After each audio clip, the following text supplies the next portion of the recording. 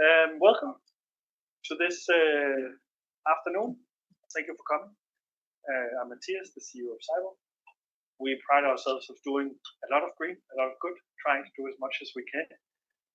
So when Jiri and Maria reached out and said, should we do an event? Niels was quick to say that would be amazing to bring the Danish industry or those adjacent to it in and discuss how are we working with things, how do we put things into the game that makes the world a better place, or in this case, now we also have Unity with us, how do we optimize our code so that you use less resources, less battery power, less CPU, GPU to operate your game.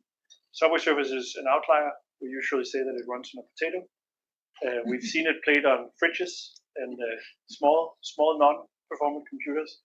So when we launched Subway Surfer City earlier this year, Gabriel was tasked with the impossible task of saying, can you also make Subway Surfer City with higher specs run on as many of the same devices as Subway 1?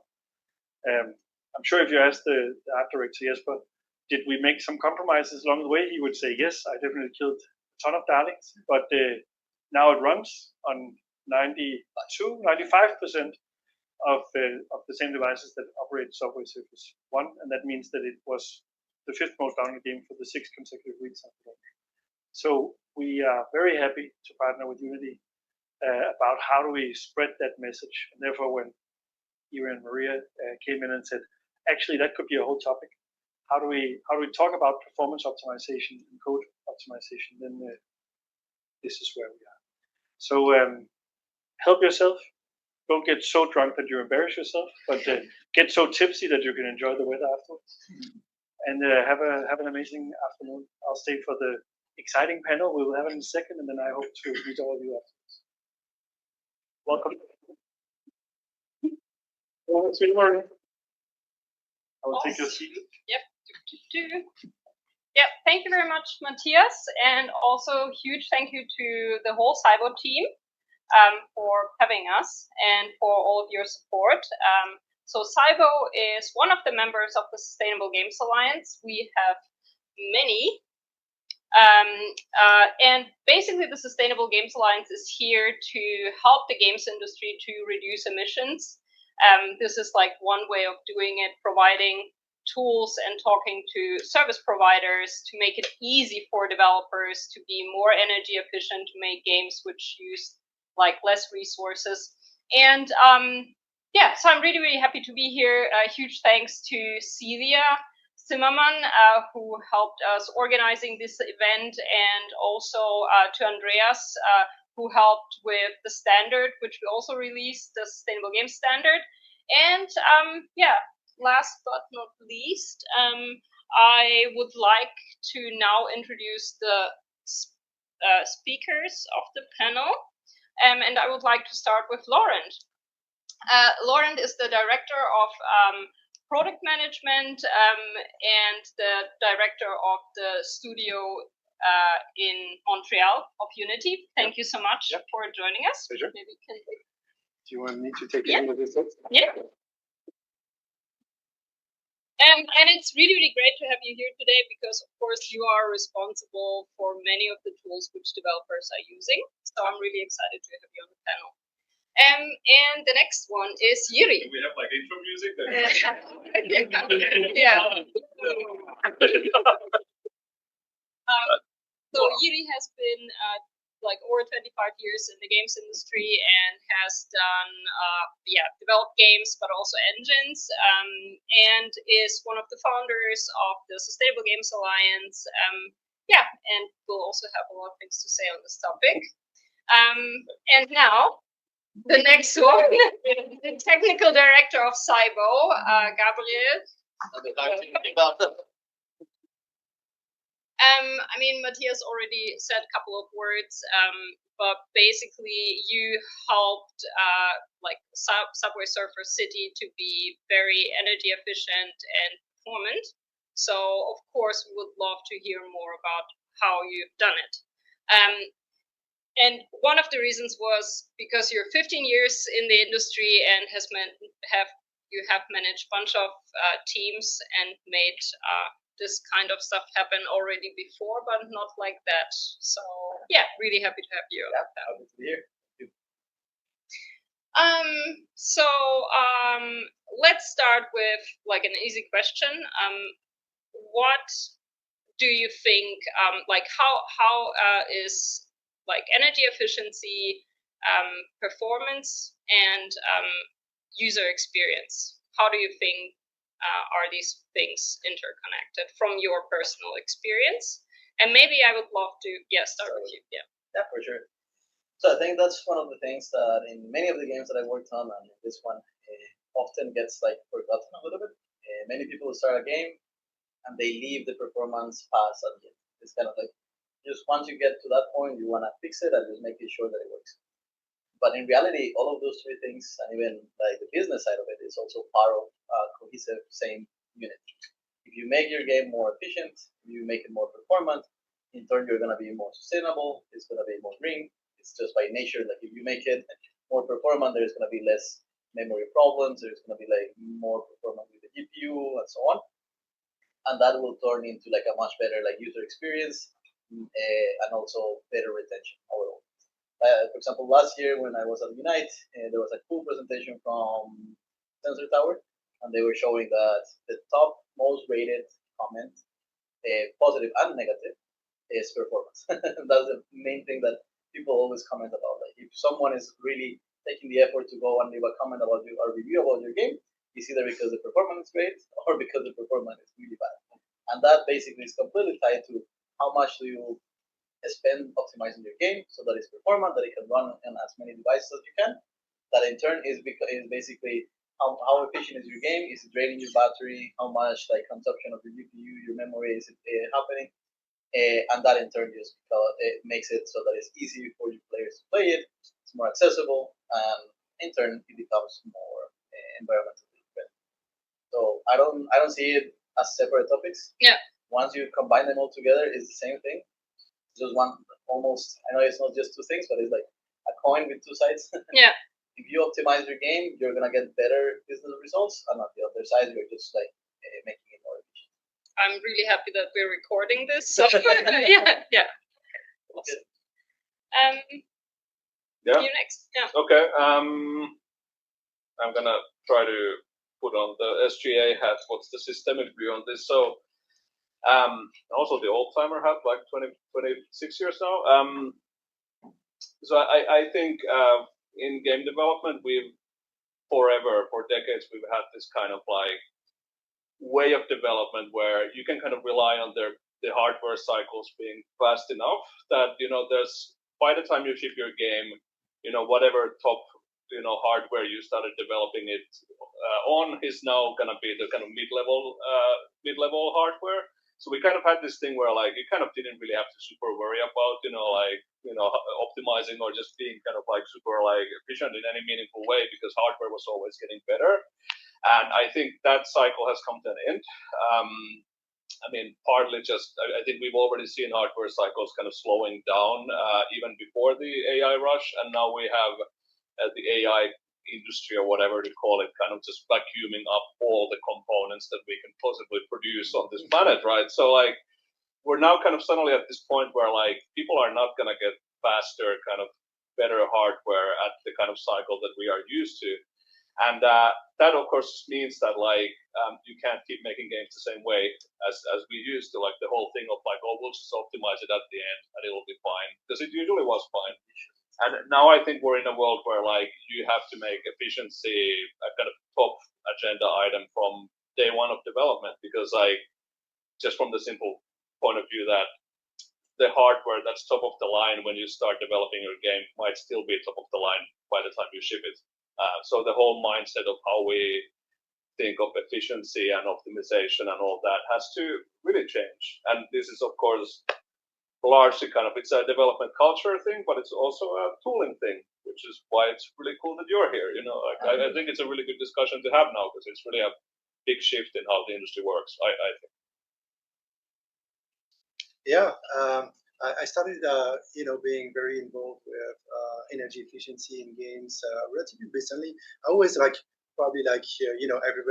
interested in, having the opportunity to make an impact of some sort. But it's always difficult to get started or to find the right action that you can actually pursue.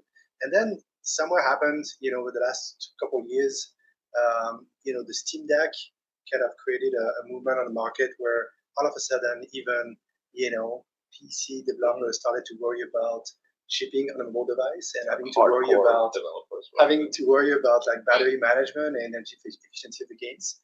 And so I think like it started to create like this movement of all of a sudden we're kind of connecting together user acquisition, like the number of devices you can ship to, and the ability to get players longer in the game. And so like energy management becomes a competitive advantage. User acquisition is so expensive that a player that leaves your game is a player that might never come back. So for all these business reasons, it kind of started to line up in my mind all of the different items that we've been pursuing for years. At Unity, we've been trying to create high efficiency tooling and systems. And, to be completely honest, for a while, it was all about, can we just cram more content into the game? Can we just make it more beautiful and more complex and more effects and more everything? And then to your point, it's kind of like the industry as a whole has got to a point where probably there is enough happening in the game right now to have fun. And it's more about the touch, the quality, the performance, the responsiveness, all those things that start to matter more. And bubble up at the top of the what's user retention to the game meaning like. And so that's where we're starting to connect things together at Unity and thinking about, okay, so all of the higher performance tools and systems and things we build can be at the service of improving the breadth of targets of devices we can get to the market for the same game, but also get those games to basically reach idle CPU as fast as possible so they consume less energy. And I took it as my chance to maybe have some sort of impact collectively at Unity across all of those billions of games that are being played on Unity every day. Awesome. Yeah. I mean, I would love to see more of that. Gabriel, can you maybe say to create such a performant game, like what did you need to do like with your team and what Unity tools could you use and what did you have completely to reinvent? Because like, of course, our goal is to make these tools or best practices accessible to as many studios as possible so they can learn and repeat basically. Yeah. So I think this is quite interesting one because I'm touching a little bit on what you said. Probably Jesper, the art director, is not gonna like it, but the way that he also was building it was like, let's go futuristic. By the time that we launch, like technology has catch up and we don't care about it. So the game, when I started looking at it, it was basically a PS5 that needed to run on devices. So our reach was like 16% of the Subway One device. And it was like, how do we now take this, which is amazing and beautiful, and make it run into such a broad spectrum of devices? It was very challenging at first because essentially we took that like spoiled version of like, oh, it's gonna catch up, or we're just gonna like do it at the end, but it didn't. So we needed to optimize it. So we had to like take a systematic approach into how do we now fix this problem. And it was a little bit of let's go step by step because it's a bottleneck approach. We looked at the project. Of course, that's when like all the toolings come from Unity. Like we got like great aids from the profiler, the project auditor, the memory profiler, everything just look pace by pace, like the frame pacing and everything. And you start saying, okay, we have a pretty massive problem with our APP. We have too many tracks. Easy one, okay, let's decimate all of that. And then it's not about like keep decimating. It's not giving us any improvements. What is now the next problem? Okay, now it's memory. Okay, what is going on? Why do we have too much allocation? Let's cut it down. Okay, now we went too much to the other side. Now the CPU is the one that is taking too long to compile like, the frames for the GPU. So now we're keep just like layer by layer, peeling it off until we manage to get it like good. Some of the tools that we needed to implement, one that I'm like really fan of that I've used in other projects was adaptive performance from Unity. Such is a really, really cool tool, extremely over-engineered, to be honest. Are you responsible? Does that happen often? It's great, and I've used it in other projects. The problem is when I got to here, I was like, okay, we need to implement this for this game, which is, as Matthias was saying, our benchmark is something we want, and it's running off the table. That adaptive performance plugin doesn't work on older devices. It's like, oh yeah, this is amazing. It's gonna work for your high-end devices. I'm like, yeah, my high-end devices already are performing at 60 FPS. How do I now make it work for the low-end device, which is the one that matters? And that's why we had to basically build our own adaptive performance, gather all of the metrics of the device to be able to deliver different tiers of quality for the devices. And that's how we actually managed to get it through. Can I ask? Yeah, please. Did you profile on device for all these potatoes? Yeah. That sounds like an interesting kind of a pretty shitty thing to be doing. Sorry, can I say? Can I curse? Too late. I'm just curious about that. It's like that sounds super tedious, right? So how is that from a tooling and process point of view? Yeah. You met the principal of the game, Jacob. He probably, if he hears me, he's gonna just get some PTSD problem from me, saying, yeah, we need to go into the device. And we had to go. I'm gonna tell you, from in the beginning, the problems we were having were with Pixel 3, that bad we were at, and then we just had to start going down and down and down, and then I was pulling my QA lead, Emil. We need to buy this new phone because that's a new target that we're getting into. Go and buy this Xiaomi whatever phone, and then this other one that I've never heard in my life. Go and buy it, and buy it on the second-hand market or whatever, and do it directly on the phone with deep profile. That's the only way. Of course, we leverage a lot of Tesla, and we run it on the farms, which then IT also one day was like, what are you doing? The spike that we got on the cost of running all of those tests is insane. We're just trying to perform it across all devices. At some point, we had to just open the floodgates and start collecting data from the users from our soft launch countries, because it's just too many. There's too many devices. There's more than 20,000 different devices. I feel like I'm hearing from you that you basically started the optimization process way early in the production phase. I would like to say that. I wouldn't like to be that way, but no, in reality, it was a little bit late. Okay. That's the usual. You were mentioning that a little bit earlier, that it's oftentimes a risk to do optimization late in production, and it's often at that time very difficult for game developer to actually address the root cause problem of what's happening in the game in terms of energy consumption. And some of the things we're trying to do is to create awareness earlier in the production phases. So with that experience, could we have done something maybe at the engine level or maybe at the ecosystem level to give you better tools to get started on that journey earlier? Yeah, I think one of the biggest ones that I always see every time that I go, because I've been helping other studios to help with performance, is just the extremely high curve of learning that you need to have to get into this area. The depth of knowledge you need to have to do profiling is just too much. When you talk to any regular engineer, they have done many years of working experience, and they can craft the best, more beautiful games. And then you tell them, have you done deep performance analysis? No. Never in my life. Have you seen what the Unity profiler or the memory profiler says? I don't understand. It's a lot of graphs. Yeah. It's not very user friendly, even for an engineer. And I think that's the biggest part. And it's really hard to attribute where is your bottleneck at. That's why even at some point we had to do the performance review with Unity. So we brought here someone who initially he saw the project remotely, and then and he said, "Oh yeah, your problem is here and here." And then we were like, "No, you need to come sit with us, and you will understand." And then when he was there, we're like, "Oh yeah, I thought this was gonna fix it, but no, the problem is here." And he had to go very deep into the things, and we had to really go into the granular device that we said to be able to uncover some of the problems. So I think if the tools from Unity could get a little bit easier to do that investigation, it's gonna be amazing. But Jacob was telling me there's some news about some agentic readouts. Yeah, absolutely. There is.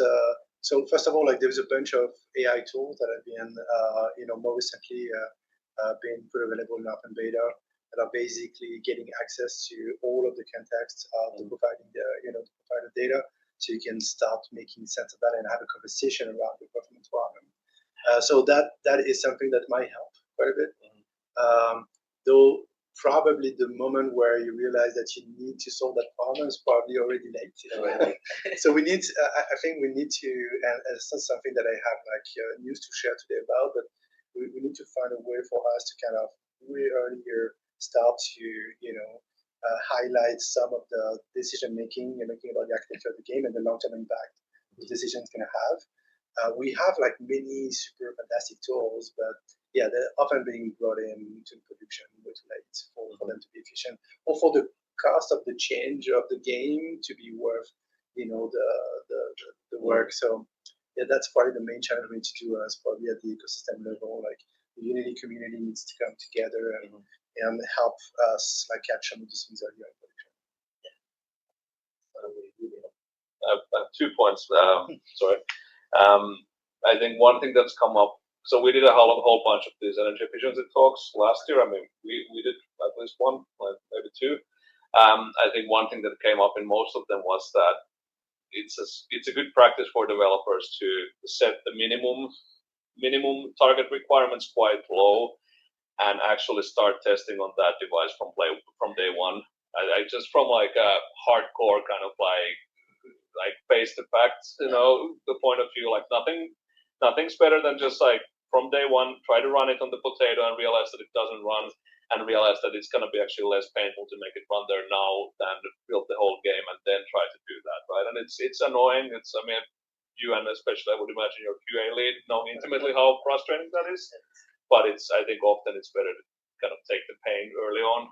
It's going to be better than later. And the second thing, the kind of agentic profiling tools. So we actually did that for our Unity game around maybe half a year or so ago. We basically made a plugin that gives you like a easy for an LLM to digest version of the profiling data, and that's been quite useful. Because it is like, I think a lot of game programmers honestly don't know how to profile or how to read the flame graphs and whatever, all that stuff.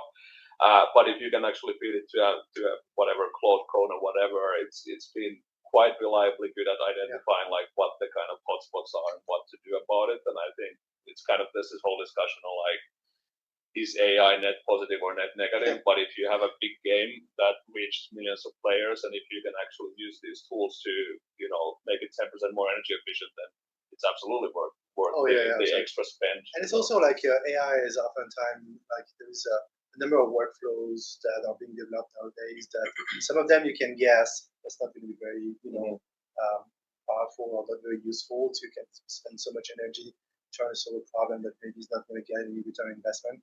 But that one is a very good one because it's also a question of context. Like the LLM can just grab the entire data set of the profiling, data has been captured and just consume that as one shot context. Instead of you going frame by frame and digging into it. For somebody to get into it, because we're thinking semantically, we need to go through the flow of data and so on, and it might be a little difficult to uncover exactly what's going on. Like at the time, the experience with the profiler is you start somewhere and the problem is not there at all. Like you need to kind of jump to the places to find the root cause.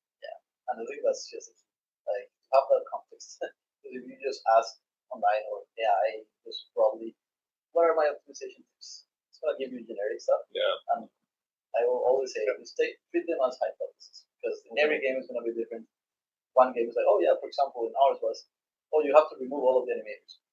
Easy brain, that's gonna help you a lot. We remove them, it's not worse. The opposite. Like, okay, no, so it's not just like a hard through performance, it depends so much on the different project. So having the context of the project and the profiler would make that difference. And talking about data, I think the one aspect that always got me like very excited to talk to you folks at SGA is having the right data to be able to operate on. I'm very curious to hear your experience about that. Like, every game studio has, kind of instrument some of their runtime to get a general sense of what's going on, but everybody is failing at understanding what other games are doing, next to your game. So you get some data about your frame rate and your performance and how that behaves on runtime and so on, but you oftentimes have no comparable. Like, you don't have benchmark. Oh, is my game actually like good compared to this other game in the same segment? And so I just wonder, like, what was your loop around, like, testing, getting data, and improving? Yeah, I think that's one of the biggest points that even like if you're an indie, you have no idea. You might think, oh, my game is performing really well, but if you don't have any benchmarks, then you don't know where you're comparing, right? But even on a game like Subcity, then your benchmark is sub one, which is like probably a really high bar to meet. But if you have something that is like, oh yeah, you can compare it to other games in the industry, and you have all the data from Unity or Google, it's going to be much easier for you to understand, okay, are we right in the right place? But I think one of the hardest parts for us in that journey was being able to start like knowing what is the next device that we need to target. We used a curated list by GPU. And we were, okay, these are the top 100 like GPUs, so let's at least cover those. But once we exhausted all of them, and we were like, okay, we're running at 60 FPS on all of them. What is the next GPU that we need to target now? What is the next device in quality that we should be aiming for? It was kind of like a test. And as you get to like the more challenging device, hardware pieces, did you regress on some of the previous work on other devices? Like, did you have that experience? Yeah, for example, one that we had when Unity came was like, you should be using Vulkan. Vulkan is this magical API that is going to save all your faults. We switched it, and we were looking at some of the higher devices. Amazing, that's a massive boost. Like now, frame pacing is steady at 60. All of the older devices, right into the tank. It's like, sure, we are getting like nice spikes, but now the frame pacing was just like, it was like a heart rate. And that's when we had to like, no, okay, we need to do like switch back. Let's go back to OpenGL. And we're gonna have to forego that like gain from Vulkan at that point. Now we learned that in Unity, or I was asking, like I remember at that point, we should have a curated list so we can say these devices run better on Vulkan, this one run better on OpenGL. Unfortunately, at the time it was not available, but now it's available on Unity 6. So that's why I really need to get to Unity 6 so I can use that, so I can get both benefit of both worlds. We were joking earlier. Can you speak up a bit, because they have a bit of a hard time hearing on the mic. Okay. Yeah. Should we get even closer? Is that better online? I think it's mostly Gabriel that speaks a bit it's a little softer, too. so We can move it a little bit closer. I'll speak up. Out in the chat. Yeah, you were mentioning like all the different devices and going to Unity 6, and we were kind of joking about it just before we started, where I was like, oh, well, one of the things you need to do is to upgrade to a newer version of Unity. So it's oftentimes like, I guess in an ideal world, everybody would love for Unity to just basically do new development and just make it available to all versions of Unity. And it's unfortunately not realistic for us to do so, because we need older version of Unity to be super stable, to be able to run live games that will not upgrade to newer version. And so the LTS policy is made at Unity in a way that we are engaging most of the time and not releasing new features on those LTS versions. And so anything that is new or might be disruptive to a production environment needs to come up in the newer version of the engine. So bottom line, upgrading to a newer version is an opportunity, sometimes a good opportunity. Sometimes we did also bad things with new versions when we did regress on performance. Hopefully we're not doing that too much anymore. But a version, or staying up to date as closely as possible to newer version is a good idea, so that we can introduce those kind of new benefits. Yeah. This is the roadmap. What would need to happen to get to the stage that basically Unity would have like better energy efficiency tooling? Like what would practically need to happen? Because like, I mean, this is something what we would love to enable and to get like more studios and developers behind. So do you mean like getting information back at Unity to make for example, better development? I think that loop is mostly working. I guess maybe it's arguable that last couple of years Unity has been like, doing some interesting movements, and it wasn't always super clear and understood, and that's fair. It's been honest, we've been trying to get things back in order. The feedback loop with customers feels better overall nowadays. And our presence here was also to do a little bit of that, getting the vibe from production environment and trying to make sure we use that in decision making. So hopefully those things work relatively well. When I joined Unity about 6.5 years ago, I was completely surprised by the amount of feedback that the Unity community is giving to this company. It is absolutely insane. Like I've been working at many other companies before, and we were struggling to get any customers to give us information. But the Unity community is so verbose. Like there's so much information going on all the time. So I don't think we are having if we take just the time to listen and incorporate that feedback, it works pretty well. Now the other challenge we have is Unity is 20 years old. So sometimes we did some development that we regret it later, and we have to live with it. It's a big software. I remember one time I was talking with Joachim, one of the co-founder of Unity, about doubts, and basically my introduction to that meeting with him basically told me, wait, when I was 19 years old, I designed the architecture of the game object, and I made mistakes, and we need to find a way to fix it. So that was kind of like, those things are super difficult now. There is so many games on the market that are based on Unity to change, and so there's kind of some of those that we're still trying to make happen, like the migration to Core CLR, for example. It is a very large endeavor because it's kind of one of the biggest foundation to the entirety of the architecture of the engine, and so we can't just throw out a new version that breaks everything. So there's some of those things that we can still operate on and improve. And then there is newer development like ECS and DOTS that are very promising, but so foreign from the original workflow that it's hard for developers to integrate. And so for that, we kind of shifted our approach to try to instead make them compatible with the legacy architecture so that Studio can progressively migrate to it without having to redo the game, basically. Yeah, I actually agree. I think it's an information overload problem, more so than not having enough feedback loop.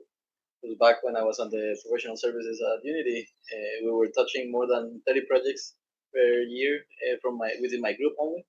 And all of the customers were always like, yeah, I have this problem, can you fix it? And not even us have that much access to be able to influence the roadmap because there's so much stuff going on that is really hard and it needs to be prioritized.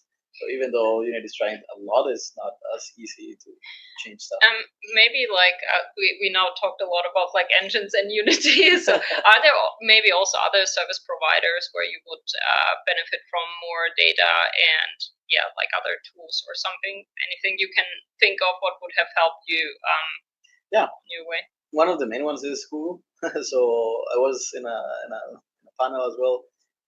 With Google talking a little bit about giving feedback on some of the pains we have with performance. And it's essentially the same. It's they are coming up with amazing tools, but all of them are targeting Android 12 or Android even higher than that. So those I don't have any problems with. I have problems with Android 7, Android 8, Android 9 even, and they don't have any support for that. For example, the adaptive performance. The reason why it doesn't work really is because all of the providers from the device itself are only supported until Android 9 or 10 or something like that. Anything below that, which is the ones that you really need the information about throttling and everything, it's not available. And that's mostly on Android developers, the hardware manufacturers and the software on the OS system that is not providing the right information. And to them, I also said the same. You should also be giving us a benchmark about this, how much consumption on the battery a game like this should be running and so on, because they have the data. And they said, "Oh yeah, we actually have the data. Would it be useful for you to have access to it?" I'm like, 100%. Put it on a dashboard, and I will be using it all day long. Yeah. So they know. Easy one. Yeah. I have opinions, but I will roll back a little bit, but it relates to that. So at the SGA, we've looked a little bit at how do you actually programmatically get data on energy consumption and battery usage and whatever. And I mean, the reality is that kind of a lot of the hardware does support in some way or another giving you a number on okay, this is the total wattage of the CPU and the GPU. The hardware has the functionality to in real time report on how hard you're driving it, but then there's a lot of kind of issues in terms of how is that exposed and how is it exposed, for example, on different operating systems. And so on the PC side, for example, If you want to get this data on Windows, I think you need to install like a specific driver to get access to that data. Whereas if you're on Linux, you just get it right away. And I mean, kind of similar things on the mobile side, depending on the operating system version and whatever. And of course, like this kind of just means that it's really hard for any individual developer to get that data and operate on it, which is where, of course, we would hope that companies like Unity could. I mean, you make an engine that makes it possible for me to make games that run on all this hardware, and you're probably in a way better position than I am to figure out how do we get most of that data pulled in. And I think the same, I mean, some of the stuff that we've been talking about, like, I think you guys would be in a position to give me access to that benchmarking data, like given just the, I don't know how many games are made in Unity, but it's a very large number, I would imagine. So if there is a party that would be in a position to tell me if my match streak game is, hitting the mark on efficiency or not, it's probably you guys. So I think my guess is that we also just need developers letting Unity know that, hey, like we actually would appreciate that, right? I think that's very useful, like for everybody, even like if it is not Unity, like a different engine, like Unreal or whatnot, getting game studios to pile up those requests to game engine, so we actually start to get the ball rolling, because those companies are big machines. It takes a little bit of time to get new ideas through, and priorities are not always like easy to move. So the data problem is definitely something that we've started working. And to just give you a sense of the size of the machine that needs to run to get there, once we looked into the data strategy at Unity 2 years back, we kind of realized that the very first step we had to take was to clarify our terms, so that because we had created along the way a lot of different services that were using data in different ways. And so we had to basically rewrite the entirety of like the legal agreements that we have with our subscribers around data handling.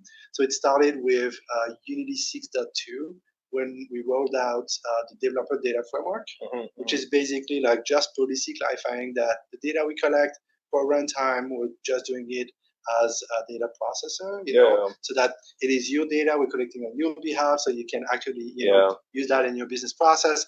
And just this clarification, legal clarification, and aligning different services behind it, like took almost a year.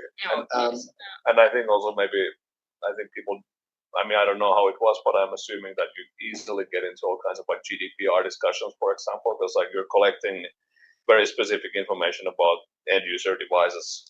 Like you can't just like mine all that, and like not worry about the privacy implications, for example. So I can imagine that this is all of that, complicated thing, all of that was fine. Like, but every separated service had their own, implementation of their own system. So then you need to bring everything together in a single framework.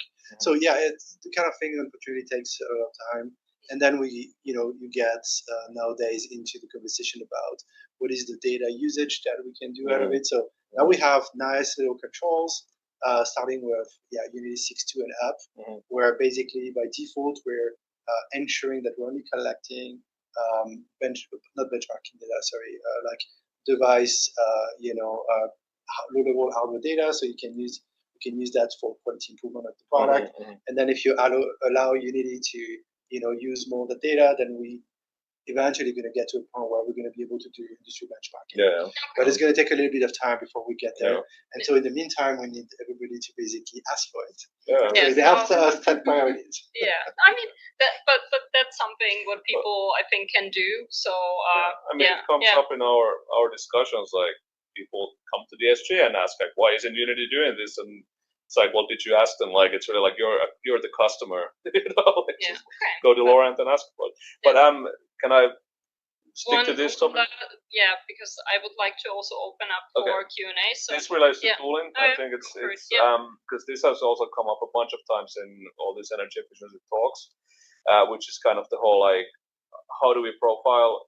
What do we profile for? And I think we as an industry are still trying to figure out the philosophy and the terminology of this. So I don't really have good words for it. But main point that I'm getting at is that the kind of optimization culture of games is that we're optimizing for performance, and that means that we're optimizing for things the game does, things the game should be doing. So you kind of figure out like what are the hotspots, where is the game doing so much stuff that it can't fit it all into one frame, and then we try to cut it down so it fits in that one frame, and then we find the next spot. This is how you optimize for performance. And right? there's a bunch of considerations that sometimes are not super obvious. Mhm. For example, on mobile device architectures, most of the time, a large amount of the energy inefficiency is coming from data transfer from CPU to GPU that generate heat. Right. Yeah. Basically, energy dissipation kind of consume the battery. And unfortunately, that's not something you can find out of a frame rate information. Yeah. So it's really tricky. We really need to, kind of try to cut the potential misinterpretation you're doing of what your software does, and look at the very end result of how much energy actually got consumed, and then backtrack into. I can imagine, because it's also like, Steam Deck was mentioned. I think Steam Deck throttles the CPU a lot. We have a lot of the mobile devices. They are actively kind of adjusting, like at what frequency they run at and all of that stuff. And this is actually like a big kind of optimization consideration, right? That like, yes, you can keep your frame rate, but you might be pushing the CPU and GPU to run at peak frequency when it actually could run at way less. But if you just optimize for like, am I dropping frames or whatever, then you won't see that. But if you would optimize against energy consumption, you would actually see that.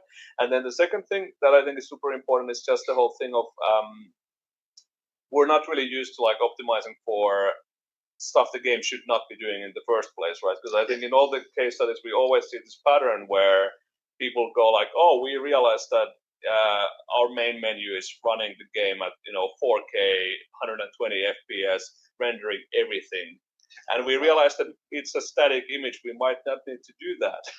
And these are like massive energy savings that you get from that stuff, but it doesn't really come up in like normal profiling, or right? even design decision. Yeah, exactly. It's just I remember not a thing, right? I think Ubisoft was talking about that recently, and some of the case studies. Can't remember the game, but basically rendering the entirety of the environment behind a blurred background. Yeah, you can't even see menu. it. Like, and that even when the controller disconnects. And so they were finding that a pretty large amount of the global energy consumption is basically consumed during post. It's for honor. It's actually part of our energy efficiency guide. Nobody's even looking at the screen, and yet we're just burning max cycles. But because it doesn't come up in like normal profiling, right? Like, why would it? Like, and I'm curious, in your process, were there also impact to game design? Oh yeah, we had something very similar. Like our entire skyline was actually 3D animated optics. It was more than 300,000 poly counts, only the skyline. And it's like, why are we doing that? Like, we can have just like a fake plane that moves and has the same vibe, and it actually looks exactly the same. I know Jesper will argue differently, but it looks very, very realistic, and it's now just like 40,000 or something like that. Like we cut it like massively. So yeah, I think that happens all the time, and it's just, if you start from the beginning with your designers, like this is how we should work. These are our budgets, like polygon budgets and frames and so on. It's much easier because that's not cutting into their creativity. It's just part of being like a good like game developer craftsman, right? Like you make it from the beginning. You're making the right decisions to make it optimal, so that you have like a good experience without like compromising on like high crazy performance. So it's just as simple as, do you want people to be able to enjoy your game? The more devices that you can reach, the more performant you make it, the more people are going to be able to see the creativity that you have just come up with. But if you make it so massively amazing that it can only reach 10% of the population, then what is it they work for, right? I will just take this as a closing statement, and we'll now open up to questions from the audience, and maybe also online, in case someone has. Yep. Just green. Yep.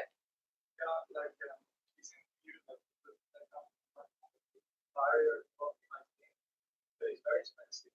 As expensive as like the way Gabriel is talking about it is that you need highly specialized engineers, like the other that kind of work.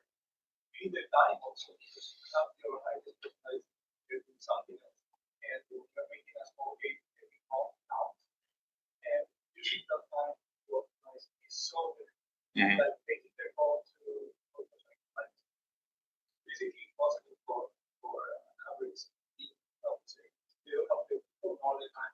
Like when I optimize, things come out like I don't know, like very well optimized for calls or something like that. It's like you can customization is expensive. You can do it good. Without the server. Okay. Should we paraphrase for the microphone? Yes. So optimizing games is hella expensive and not really realistic for small teams to do that because it's as expensive as making new features which sell games, right? Well, what to do about that? Well, Tooling. I think one of the biggest things is, and I think Unity is already moving towards that direction, is on the development data framework with the diagnostic tool, that now you're able to see a little bit more easily like the benchmarks and like the metrics of your device and what's going on, so you can like be more targeted towards what you are like optimizing for. But the biggest thing that I'm like really looking forward for that is how can you attribute that to like a monetary benefit basically. So it's like if I manage to optimize this much my game, how much would it like actually means in revenue? Because yeah, you can like have it a trade-off. Is like yeah, we can build this feature, or we can optimize and get like 60% more devices to run the game. That means this much more money, right? So the revenue also like flows in. So it might be really expensive and it requires like highly specialized people, which is something that is being solved maybe through AI and some other tools. But at the end, it's also an effort that you can do that has a massive like monetary impact. I think on subsidy is something that is massively underseen because you don't like we didn't get to the point where we didn't have the reach when we launched. But if we would have, like, it's just a massive. It's probably much more impactful than a feature that we managed to accomplish with the performance. Yeah, I kind of agree. Unity has created a beautiful problem, which is it feels easy to create a game, and it is not that easy. And the cost of like coming and putting the whole game together, the performance you need to run, is still relatively high. We still need to work on the frameworks, the capabilities, and things to make a lot of that easier. And that's kind of a little bit what I was alluding to when I was kind of talking about trying to help developer realize some of the choices have impact way earlier in production, or maybe even in pre-production. If we could, like, ideally, every time you click something, you get a warning that says, "Hey, don't do that because that's going to be a problem for your game."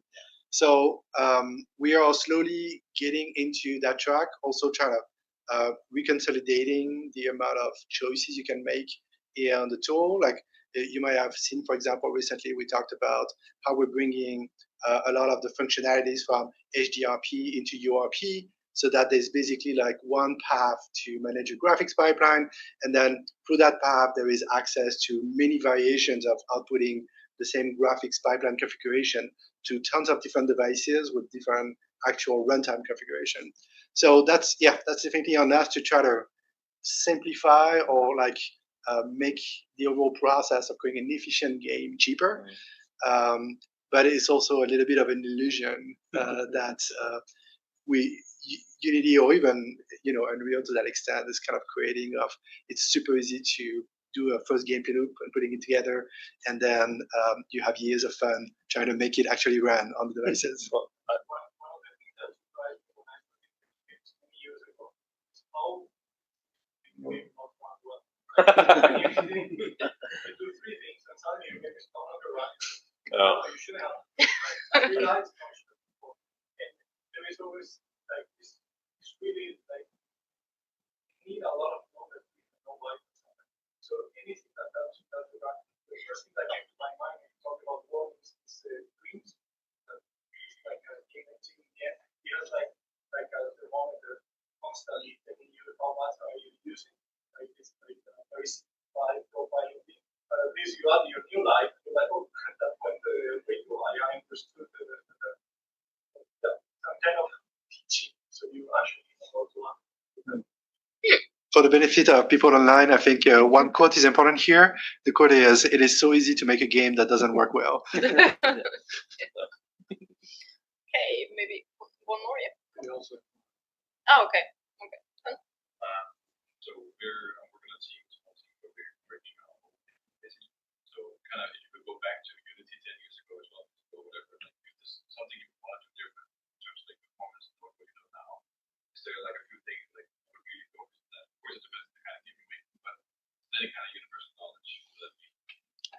I think that scenario never exists because every company is in need to go to market and to iterate with their user base, and so it is tempting to feel like, oh, let's look at a specific technology or company and let's learn how they've been successful or how they failed and try to reproduce that, and you would not get the same outputs, the same outcome at all. I think Unity got to. Sorry. Oh, sorry, I didn't repeat the question. The question was, what would we have done differently if we were to kind of restart Unity from scratch today? Pretty much.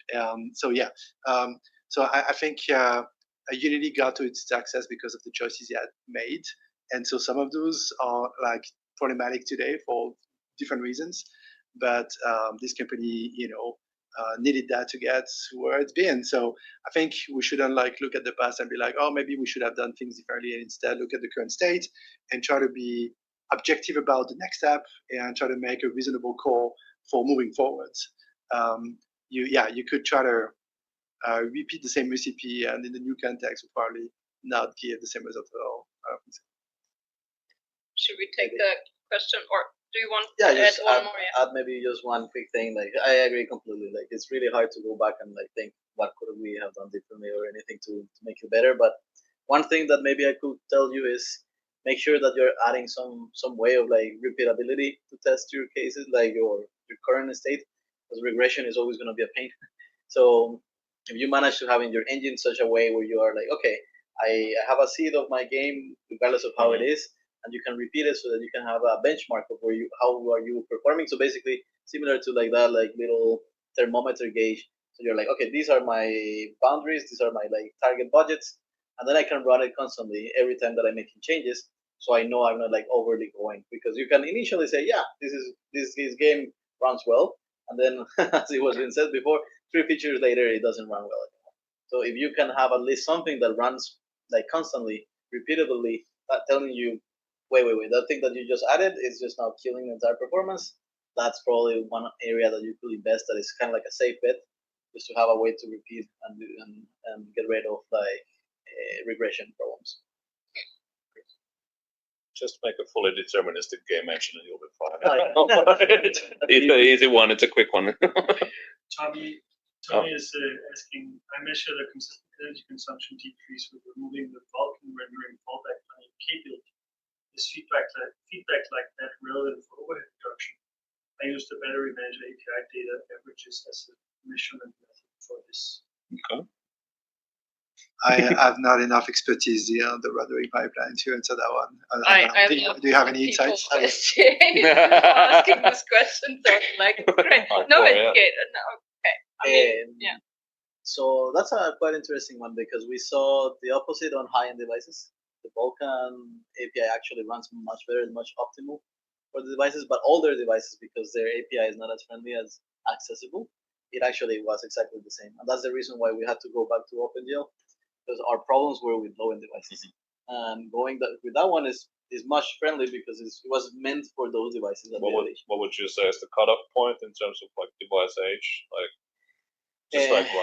Roughly, I will say Pixel 2, I think it was. If you kind of take that as a benchmark, I think the Pixel 2 lower is much better on OpenGL, and anything above is Vulkan is already winning on many of the angles. It's almost 10 years ago.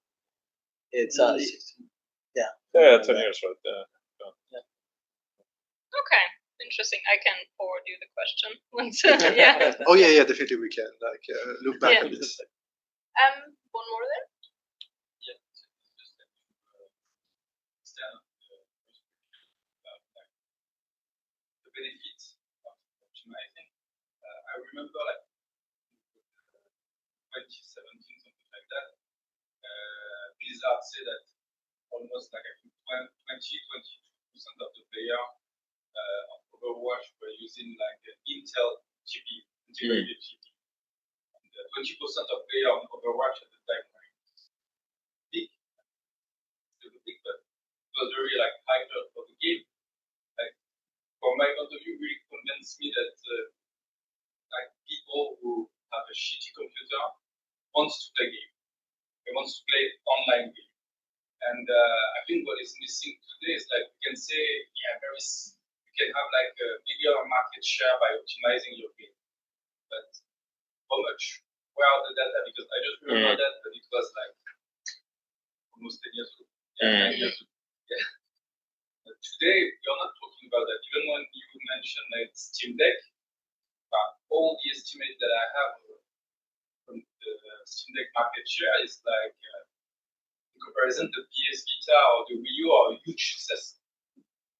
So it's like there is a benefit for a developer, for example, to go to a showcase or the Gamescom to be able to transport your game on Steam Deck or portable computer that is low-end.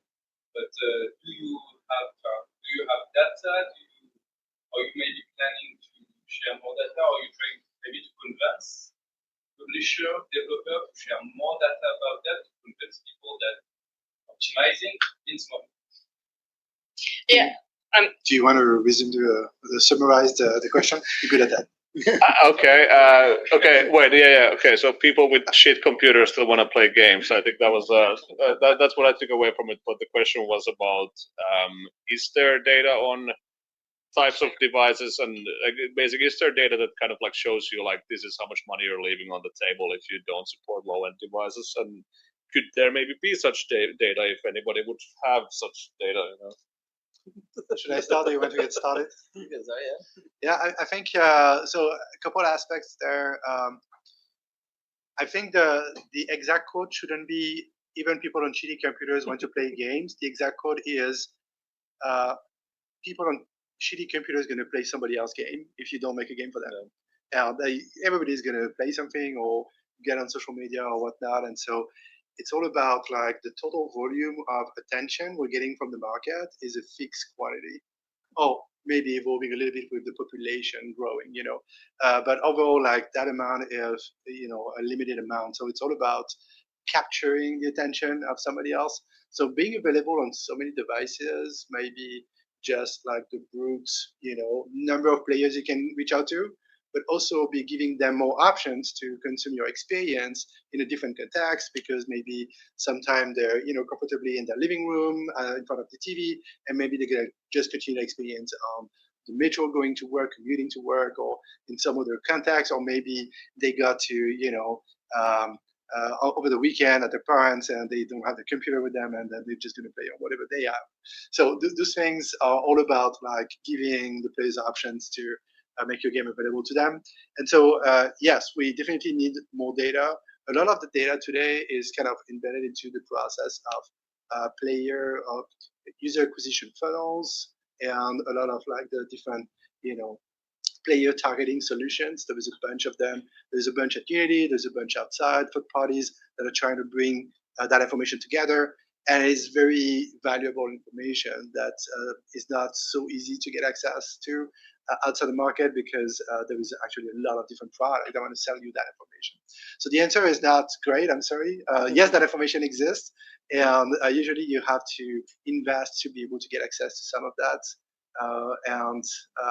It is part of your relationship with your potential publisher to try to, kind of cram into the package you're getting for your game, that you not only need to, secure the funding you need for your game development, but also the funding you need to be able to develop your monetization strategy as a whole, and getting access to data is a part of that.